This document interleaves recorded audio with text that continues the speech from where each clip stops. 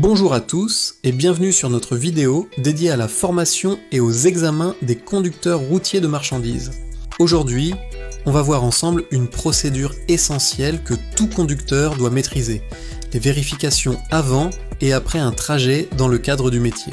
C'est une étape cruciale. Alors, installez-vous bien, on démarre tout de suite. Première chose à faire, on met le contact. Assurez-vous que le frein de parc est bien enclenché et que le témoin est allumé sur le tableau de bord. Profitez-en pour vérifier que vous avez tous les documents de bord nécessaires. Pensez aussi à vérifier que la cabine est bien verrouillée. Une fois que c'est fait, on peut passer au chronotachygraphe. Le chrono, c'est votre meilleur allié dans le cadre de votre travail. Vous ne possédez pas de carte conducteur car vous êtes en formation. Assurez-vous que l'appareil est bien à l'heure et en position travail, symbolisé par les deux marteaux. Vérifiez que la date et l'heure affichées sont correctes. Un point important, indiquez à l'examinateur que le passage en mode conduite se fait bien automatiquement dès que le véhicule commence à rouler. C'est une fonction qui vous simplifiera la vie. Maintenant, on peut démarrer le moteur, indiquer qu'il n'y a pas d'anomalie au démarrage. Une fois le moteur en marche, jetez un œil au tableau de bord. Le voyant de ceinture de sécurité doit être allumé, tout comme celui du frein de parc. C'est normal. Le plus important, c'est de vérifier la pression d'air dans les circuits de freinage. Les aiguilles doivent être dans la zone verte ou entre 8 et 12 bars. Si vous ne voyez aucune autre anomalie, aucun voyant rouge ou orange suspect, c'est que tout va bien.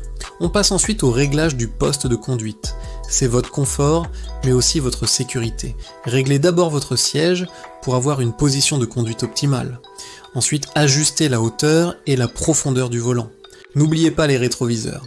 Les rétros principaux, les grands angles et l'antéviseur si besoin. Tout doit être parfaitement réglé pour éliminer les angles morts au maximum. Pensez aussi à adapter les accessoires comme les essuie-glaces, la climatisation, le dégivrage ou la ventilation en fonction de la météo. La sécurité avant tout, il est temps de boucler votre ceinture et de vérifier que chacun est bien attaché. C'est un geste simple mais qui sauve des vies. La ceinture est obligatoire pour tout le monde, sans exception. Un dernier coup d'œil aux jauges avant de partir. Vérifiez le niveau de carburant et d'AdBlue si le véhicule en est équipé. Assurez-vous d'en avoir assez pour votre trajet, ça évite les mauvaises surprises. Si tout est bon, vous êtes prêt à prendre la route en toute sérénité. Une fois votre parcours terminé et le camion immobilisé en toute sécurité, quelques gestes s'imposent. Coupez le moteur. Pensez à éteindre tous les accessoires que vous aviez allumés, ventilation, radio, lumière.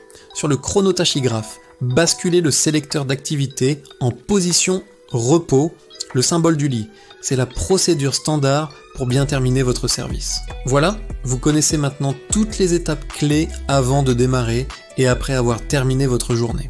N'oubliez jamais que la sécurité commence bien avant de mettre le premier coup de volant. C'est la rigueur dans ces procédures qui fait la différence. Merci de nous avoir suivis cette vidéo, entraînez-vous et à très bientôt sur la route.